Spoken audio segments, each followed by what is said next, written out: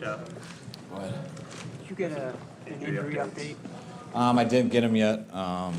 Just off the top of my head, I know, Kittle and Breida had a shoulder injury. I know it's going to be some time, so I don't know how long, but yeah, I have a feeling it's going to be some time. I'd be surprised if they'd be around next week, but I didn't get anything official there. I just know that from the game.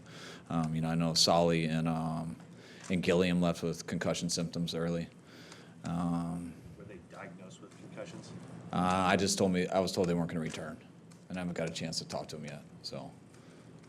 What were you thinking when you see 3 guys down, I think in the first 10 minutes, and then 5 almost, 1 second into the second quarter of your first preseason game? It is what it is. That's what scares you about training camps, what scares you about the preseason. You kind of just want the game to end when those things start happening because you want those guys when the season starts, but we also need to practice and get better. So it's just something that you got to deal with, and it's part of this business. The first injury, Kyle, was Malcolm Smith coming out with, I guess, a hamstring? Yes. Is what it was? How serious is that? I'm not sure. I know it was early, like the second or third play, maybe even the first. I know it was right away, and right away they told me it was a hamstring and it wasn't going to return. How concerned? He hasn't been able to get on the field so much. How concerning is that? Malcolm's played a lot of football, so he's not a guy that I'm concerned with that we need to see him play a lot more. I think it was unfortunate for him. I know he just wants to get back out there, but last year he ripped his pec on a freak strip in our scrimmage, and today he hurt his hamstring. But I expect Malcolm to be there and help us out this year a lot. Kyle, I'm sure it's always a difficult calculation to try to figure out how much to play guys and risk injury like that. When you have a game with several injuries, might it affect that calculation next week? Not really.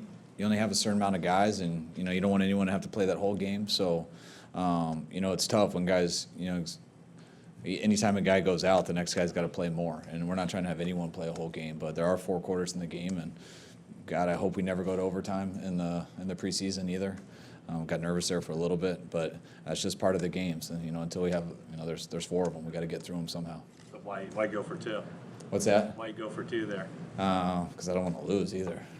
I thought they were going to throw a Hail Mary at the end, and you usually want to make it a field goal thinking that they won't do a field goal, knowing they don't want to go to overtime either, thinking that they'll throw a Hail Mary regardless of the end. At least we're hoping. So. But when you were down by 3, you wouldn't have driven down and kicked the field goal at the end, would you? Well, we'll see. We'll see. I won't know that till that time comes, and I'm sure I'll be trying to win. So. Does that get you genuine, valuable, experience late in games, calm plays, managing the clock, going into the regular season? Is that good reps for you, just as it is for Nick Mullins and everybody else? We do it a lot in practice. I've done it a lot in my career. It's not just as a head coach, as an offensive coordinator. You're always calling plays, thinking of the time and things like that. So, but it was great to run our 2-minute drill. It was a great job by Nick and the O-line giving him time, and some of the guys making plays. It was real fun to watch. I know the guys were pumped up about it. How'd Julian Taylor look to you? I saw him make a bunch of plays. He's done a good job for us in camp, and it looked like he showed up tonight. I'm looking forward to seeing him on the film when we get in there. Was the plan to play him as much as you did? We knew we were going to play him a lot. I don't know. I think he went over a little more than we planned on. But once I know Eli went out in the game. I know we lost some guys where that whole D line. We shuffle it. We mix it up a ton. It's not just set in stone where this inside player backs up this. It has to do with base, nickel, speed groups, run groups. So it's tough how we mix those guys up. Obviously, Trent didn't play, but why Richie James, your first slot guy? What has he done to earn that? We're just trying a few guys out. We think we have a number of guys capable of it. It was, we got a bunch of guys that are trying to get reps to and balance it out. We could have put Pettis in the slot. We could have put Bolden in the slot. We could have put Bourne in the slot. We kept Pettis outside, kept Bourne outside. If Richie would have got hurt, we would have shuffled them all around too. So I won't look too much into it. We'll give a few guys a number of opportunities there.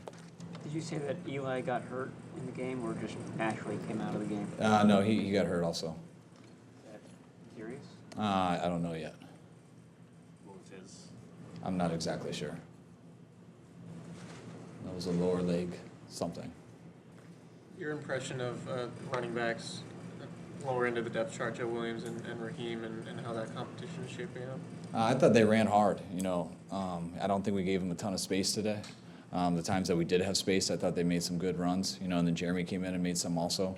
But I did not think there was a lot of space in the game from what I saw.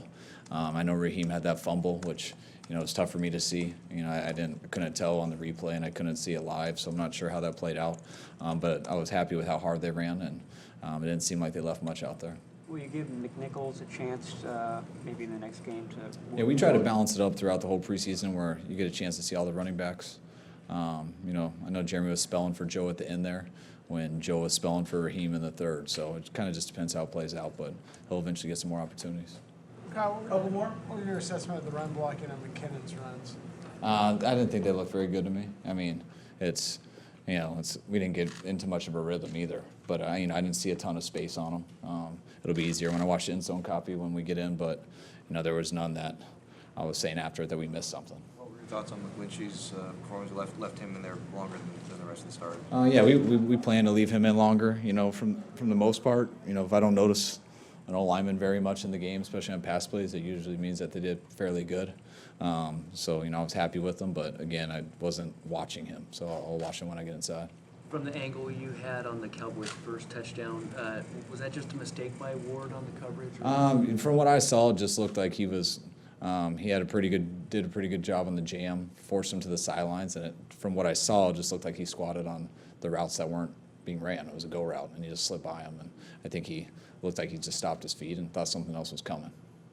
Was the plan for DJ Reed to kind of go outside and then go to free safety, kind of go back and forth, or? Yeah, I mean, DJ Reed, like a lot of our DBs, has some versatility. You know, we want him to play at safety and get those reps there, but you know, especially with K1 out too, we were going to play him at nickel as it goes down. So I know he played both tonight. You know, he played some corner in college too, so we got some versatility with him. Jimmy's coming in right now. We're all set here. All right, thanks, guys.